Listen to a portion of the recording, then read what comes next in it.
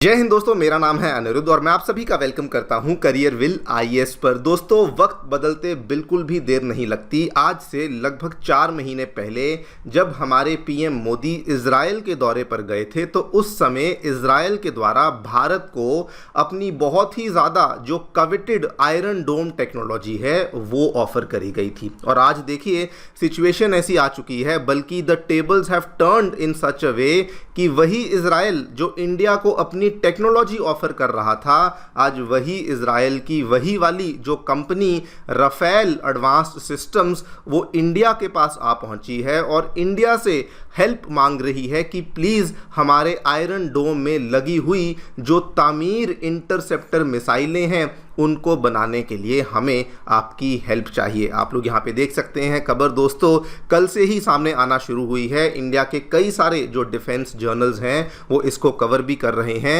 Israel's Rafael explores Indian defence partnership for the Iron Dome Tamir missile, यहाँ पे भी देख सकते हैं और ये नीचे वाली खबर भी आप देख सकते हैं। नाउ ये तो बड़ा क्लियर हो जाता है कि इससे इजराइल को तो बहुत बड़ा फ़ायदा होगा कि उनकी जो आयरन डोम में लगी हुई तामीर मिसाइलों की शॉर्टफॉल है वो इंडिया से पूरा करना चाहते हैं। लेकिन इंडिया को इसमें क्या फ़ायदा होने वाला है, इन्हीं सब चीज़ों के दोस्तों हम लोग आपके साथ चर्चा करेंगे। क्या एग्जैक्टली यहाँ पे इजराइल के द्वारा किया गया है, क्या है ये आयरन डोम में लगी हुई तामीर मिसाइल्स, क्या इनकी भूमिका है, इंडिया को ही इजराइल के द्वारा क्यों चुना गया है, एंड मोस्ट इंपॉर्टेंटली इंडिया को इससे क्या फ़ायदा होने वाला है, ये भी हम लोग आपके साथ डिस्कस करेंगे। आइए शुरू करते हैं दोस्तों मेरे साथ। मेरा नाम है अनिरुद्ध। यदि आप लोग हमें फॉलो करना चाहते हैं तो दिए गए टेलीग्राम चैनल के माध्यम से ऐसा कर सकते हैं। All right, directly coming to the news, क्या देखने मिला है दोस्तों, इजराइल की कुल मिला के 3 बहुत ही बड़ी हमें डिफेंस कंपनीज देखने को मिलती हैं। एक ऑब्वियसली जो उनकी सबसे बड़ी और सरकारी कंपनी है इजराइल एरोस्पेस इंडस्ट्रीज, जो कि IAI के नाम से जानती है, और उसके अलावा 2 बहुत ही बड़ी प्राइवेट सेक्टर की कंपनियां आती हैं। एक है राफेल एडवांस्ड डिफेंस सिस्टम्स और एक आपको देखने को मिलती है एल्ब्रिट जो आपकी डिफेंस सिस्टम्स है, ये दूसरी प्राइवेट सेक्टर की कंपनी है। उसमें जो ये राफेल एडवांस्ड डिफेंस सिस्टम्स है ये वही कंपनी है जो कि इजराइल का जाना माना one of the most advanced और one of the most coveted air defence system है आयरन डोम, जो कि ये लोग यहाँ पे बनाते हैं। और आज दोस्तों वही वाली जो इजराइल की company Rafael advanced defence systems हैं वो इंडिया के साथ पार्टनरशिप को एक्सप्लोर करना चाहती है इंडिया के डिफेंस इंडस्ट्रियल कॉम्प्लेक्स के साथ,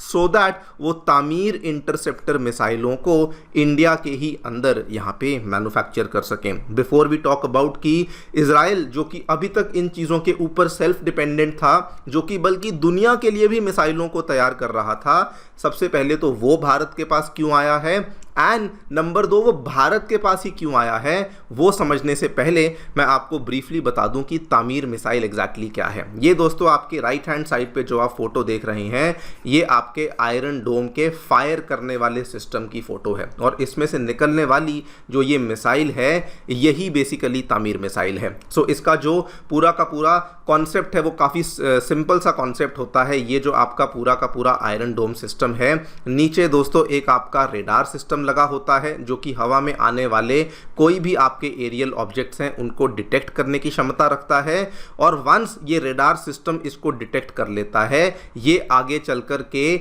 इस पर्टिकुलर फायर करने वाले सिस्टम को कमांड देता है कि देखिए हवा में ये चीज़ आ रही है, आप अपनी तरफ से तामीर मिसाइल को फायर करिए और उस चीज़ को हवा में डिस्ट्रॉय कर दीजिए। ये भी आप अपने लेफ्ट साइड में तस्वीर देख सकते हैं।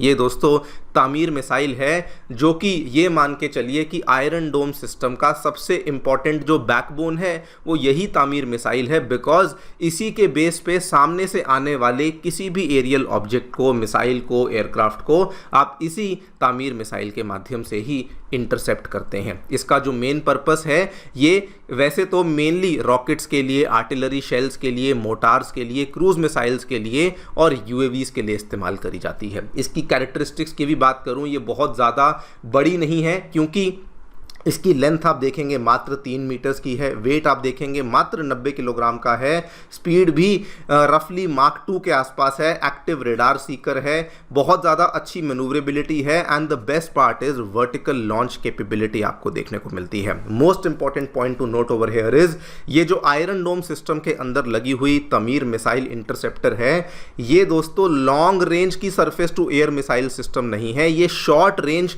के लिए स्पेसिफिकली तैयार करी गई है और ये मेनली हाई वॉल्यूम एंगेजमेंट्स के लिए तैयार करी गई है। ऐसा इसलिए बिकॉज इजराइल मेनली इस तरह की मिसाइलों को ऑपरेट करना चाहता है जो कि साइमल्टेनियसली अगर सामने से बहुत ज़्यादा आपके ऊपर हमले होते हैं तो उनको साइमल्टेनियसली इंटरसेप्ट किया जा सके, और इसीलिए ये वाला जो आपका surface to air missile system है ये तामीर लॉन्ग रेंज नहीं बल्कि ये शॉर्ट रेंज की मिसाइल है जो कि यहाँ पे तैयार करी गई है। इसीलिए आपने कई बार ऐसी तस्वीरें भी देखी होंगी, ये दोस्तों मल्टीपल टारगेट्स को तामीर मिसाइलों के द्वारा हवा में ही इंटरसेप्ट किया जा रहा होता है और ये सारी की सारी जो मिसाइलें हैं ये आयरन डोम सिस्टम ही बेसिकली फायर कर रहा होता है। नाउ क्वेश्चन आता है कि इजराइल जो कि इतना ज़्यादा सेल्फ डिपेंडेंट था, जो कि बल्कि दुनिया भर को अपनी मिसाइलें एक्सपोर्ट भी करता था, वो सडनली आज किसी और के पास क्यों जा रहा है? इसके पीछे कुल मिला के 2 मेजर रीजंस हैं। Number 1 production capacity. अगर आप देखें पिछले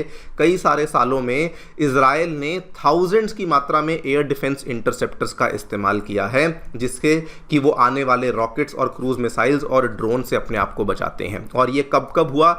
इसके पहले दोस्तों हमास के साथ, उसके बाद हिजबुल्लाह और हुथीस के साथ, और रिसेंटली पिछले 2 महीनों में जो ईरान के साथ हुआ जो कि इतने बड़े लेवल पे एस्केलेशन हुई, उसके बाद से अब रिपोर्ट्स बताती हैं कि इजराइल के पास प्रोडक्शन कैपेसिटी तो है लेकिन इतनी ज़्यादा प्रोडक्शन कैपेसिटी नहीं है कि वो उस लेवल पे तामीर मिसाइलों को रीप्लेनिश कर सके जिस लेवल पे इजराइल को आज की डेट में उसकी आवश्यकता है। This is the most important reason जिसकी वजह से वो किसी और को भी तलाश रहे हैं कि कहाँ पे हम लोग इन मिसाइलों को जाकर के बना सकते हैं। Second big reason is Israel से बहुत ज़्यादा एक्सपोर्ट की भी डिमांड आती है इन्हीं मिसाइलों की, मतलब कि और भी कंट्रीज़ हैं जो कि इजराइल के पास आकर के पार्टनरशिप्स करती हैं, इजराइल को बोलती हैं कि हमें आपकी मिसाइलें चाहिए, एंड इसीलिए इजराइल को एक बहुत ही बड़ा एडिशनल इंडस्ट्रियल बेस चाहिए जो कि लार्ज स्केल पे लार्ज क्वांटिटीज़ में इन इंटरसेप्टर मिसाइल्स को बना सके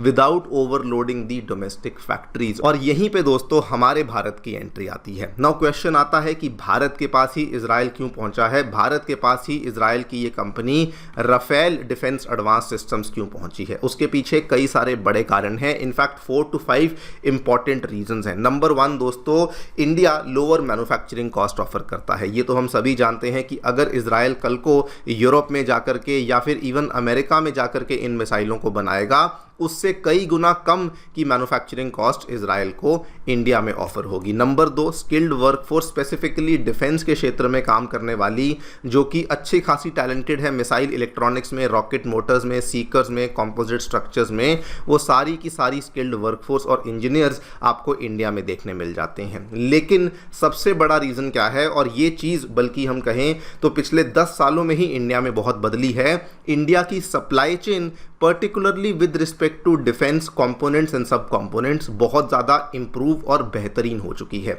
10 साल पहले जो इंडिया नहीं कर पाता था आज वो इंडिया कर पाता है। हम लोग कंपोजिट कास्टिंग्स को प्रोड्यूस कर पाते हैं, प्रोपल्शन सिस्टम्स को, इलेक्ट्रॉनिक मॉड्यूल्स को, वायरिंग हार्नेस, लॉन्च कैनिस्टर्स वगैरह वगैरह, ये सब चीज़ें प्रोड्यूस कर पाते हैं। And the most important thing is India आज अपने दम पे, अपने बल पे दोस्तों एक बहुत बड़ा एक्सपोर्ट हब ऑलरेडी बन चुका है और इसका सबसे बड़ा उदाहरण आपके सामने है ब्रह्मोस मिसाइल। वैसे तो और कई सारी मिसाइलें हैं जो कि हम लोग एक्सपोर्ट कर चुके हैं, लेकिन ब्रह्मोस मिसाइल जैसा उदाहरण सबसे बेस्ट उदाहरण बन जाता है। हम सभी जानते हैं ब्रह्मोस और आकाश तीर को लेके पिछले कुछ दिनों में यूएई ने भी अब दोस्तों अपनी इच्छा जताई है। उसके पहले फिलीपींस तो ऑलरेडी ले चुका है, वियतनाम के साथ भी हमारी डील साइन हो चुकी है और इवन अब इंडोनेशिया भी इस पर्टिकुलर मिसाइल को लेने के लिए बहुत ज़्यादा उत्सुक हो चुका है। This is the most important reason कि इंडिया आज की डेट में ना केवल एक मैन्युफैक्चरिंग बेस बन चुका है बल्कि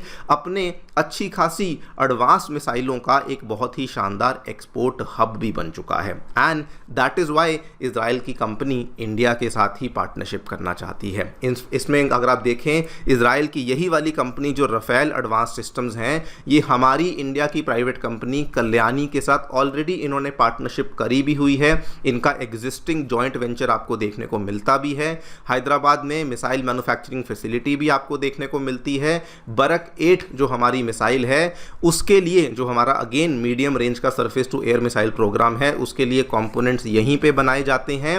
and that is why Israel is again interested कि हम लोग इसी तरीके से इंडिया के साथ कोई जॉइंट वेंचर बना लेंगे और वहीं पे आकर के इस तरह के कंपोनेंट्स को मैन्युफैक्चर करना शुरू कर देंगे।